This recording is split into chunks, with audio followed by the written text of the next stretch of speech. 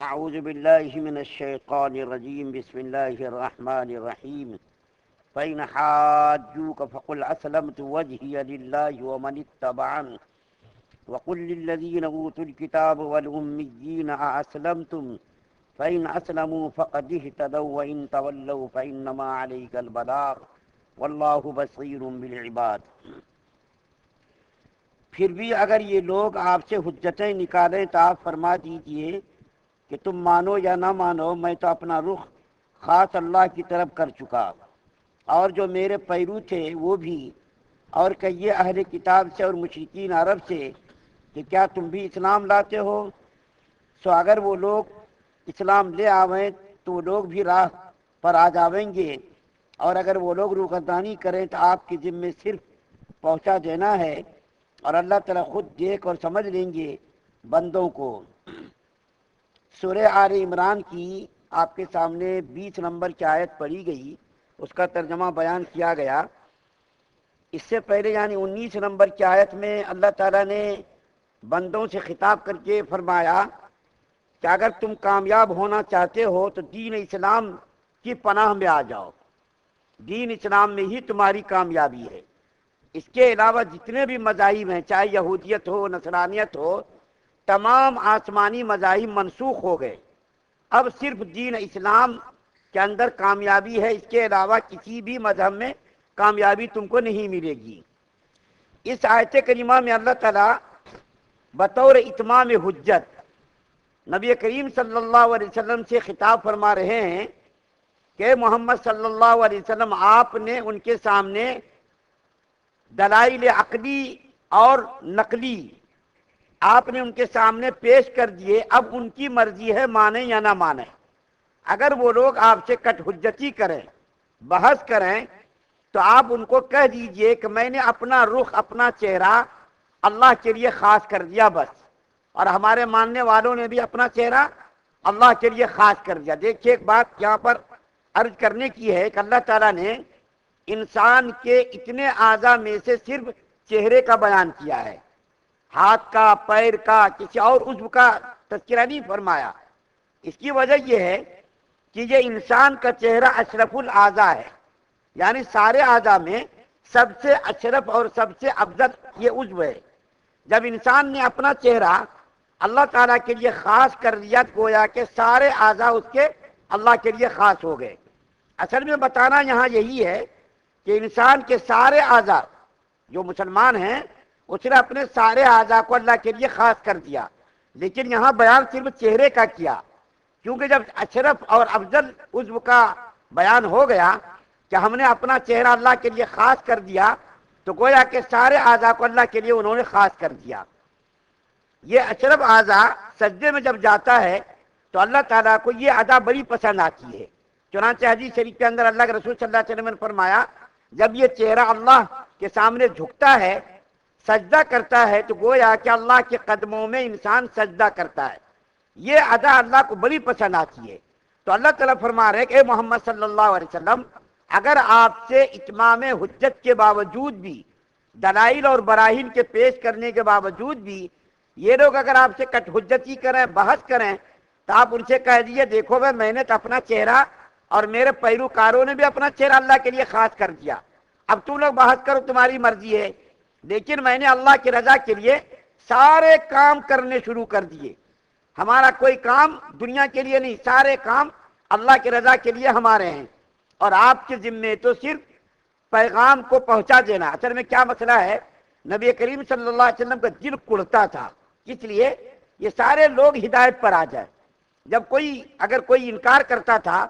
اور ہدایت پر نہیں آتا تھا تو اللہ کے رسول صلی اللہ علیہ وسلم کو بڑی اذیت پہنچتی تھی، بڑی تکلیف پہنچتی تھی، اور اللہ کے رسول صلی اللہ علیہ وسلم گھٹتے تھے۔ یہاں تک کہ روایت میں آتا ہے کہ اللہ کے رسول صلی اللہ علیہ وسلم سجدے میں جب جاتے تھے اور رات کو جب عبادت کرتے تھے تو سینے سے آواز آتی تھی، جیسا کہ پانی ہانڈی پہ رکھنے پر گرم پانی ہوتا، جب پانی وہ کھولنے لگتا تو آواز آتی ہے سن سن کی، ایسے اللہ کے رسول صلی اللہ علیہ وسلم کے سینے مبارک سے آواز آتی تھی، کڑھن اور غم میں۔ یہ ہماری امت نافرمانی کیوں کر رہی ہے، ہماری بات کیوں نہیں مان رہی ہے، اور دوزخ والے راستے چھوڑ کر کے جنت والے راستے پر یہ لوگ کیوں نہیں آ رہے ہیں؟ تو اللہ تعالیٰ نے حضور صلی اللہ علیہ وسلم کو تسلی دی، اے محمد صلی اللہ علیہ وسلم آپ کو گھبرانے کی ضرورت نہیں ہے، آپ کو پریشان ہونے کی ضرورت نہیں ہے، آپ کا کام صرف ان تک تعلیمات اسلامی پہنچا دینا، قرآنی احکامات کو پہنچا دینا۔ اگر یہ لوگ نہیں مانتے، ان کی مرضی ہے، آپ کیوں پریشان ہوتے ہیں؟ اللہ کے رسول صلی اللہ علیہ وسلم نے جب اللہ کا پیغام آیا تو ساری دنیا کے جتنے بھی حکمراں تھے، چاہے یہودی ہو، نصرانی ہو، ایرانی ہو، رومی ہو، عجمی ہو، سارے ملکوں کے بادشاہوں کے نام خطوط لکھے، اور اس خط کے اندر اللہ کے رسول صلی اللہ علیہ وسلم نے لکھا اسلام قبول کر لو کامیاب ہو جاؤ گے۔ ایران کے بادشاہ کے پاس بھی لکھا، کسرا کے پاس، اور روم کے بادشاہ جو قیصر تھا ان کے پاس، اور یمن، غسان، سارے بڑے بڑے ممالک کے جو شہنشاہ تھے ان کے پاس خطوط لکھے تاکہ اتمام حجت ہو جائے، اور قیامت کے دن کوئی آدمی یہ نہ کہے کہ آپ نے تو مجھ کو پہنچایا ہی نہیں تھا، آپ کی بات ہم تک پہنچی نہیں۔ اس لیے اللہ کے رسول صلی اللہ علیہ وسلم فرماتے ہیں، حضرت ابو ہریرہ رضی اللہ تعالیٰ عنہ کی روایت ہے کہ اللہ کے رسول صلی اللہ علیہ وسلم نے فرمایا، اس خدا کی قسم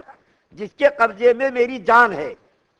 اس امت میں سے جس کسی کے کان میں میری نبوت کی آواز پہنچے اور میری لائی ہوئی چیزوں پر وہ ایمان نہ لائے، خواہ یہودی ہو یا نصرانی ہو، اور اس بیماری کی حالت میں اس کی موت آ جائے تو وہ جہنم میں جائے گا۔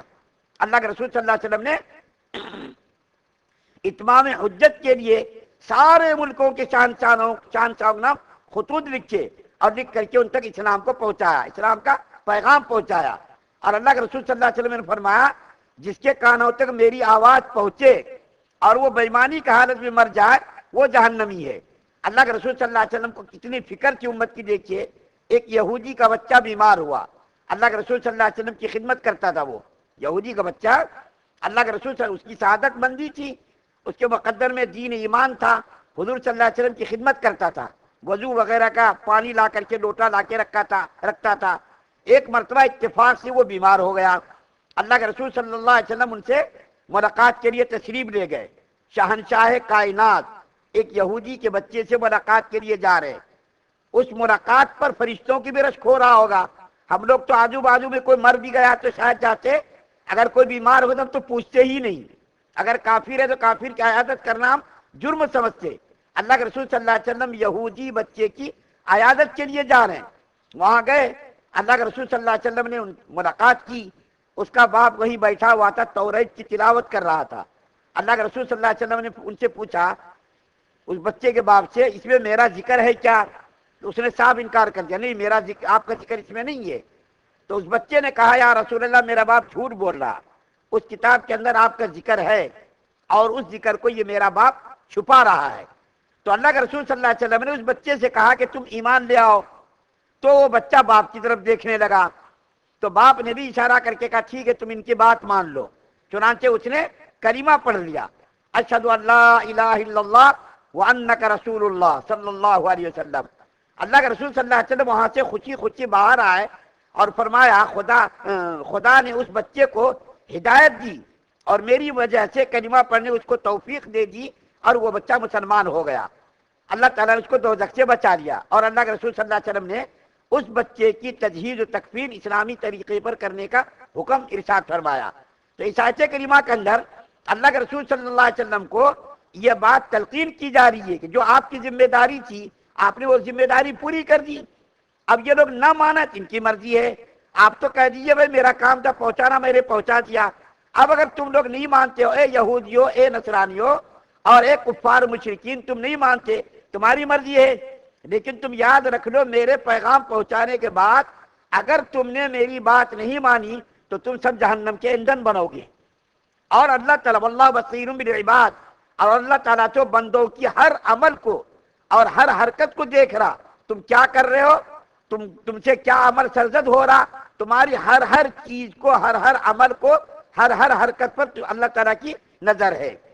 اللہ تعالیٰ سے دعا ہے کہ اللہ تعالیٰ ہم تمام مسلمانوں کو ایمان کامل نصیب فرمائے، کفر سے، شرک سے، نفاق سے، بدنیت بد اخلاق سے ہم سب کی حفاظت فرمائے۔ تمام بیماروں کو یا اللہ شفا کاملہ نصیب فرمائیے، جو لوگ قرضوں سے پریشان حال ہیں ان کے قرضوں کا ادائیگی کی شکلیں پیدا فرما دیجیے۔ یا اللہ جو لوگ پریشان ہیں یا اللہ ان کی پریشانیوں کو دور فرما دیجئے، یا اللہ ہم تمام حاضرین کی مغفرت فرما دیجئے، غائبین کی بھی مغفرت فرما دیجئے، عورت مرد بوڑھے بچے سب کی مغفرت فرما دیجئے، یا اللہ ساری امت مسلمہ پر رحم کا کرم کا معاملہ فرما دیجئے، ساری امت مسلمہ کی عزت و آبرو کی حفاظت فرما دیجئے۔ سبحان اللہ و بحمدہ، سبحانک اللہم و بحمدک، و نشہد ان لا الہ الا انت۔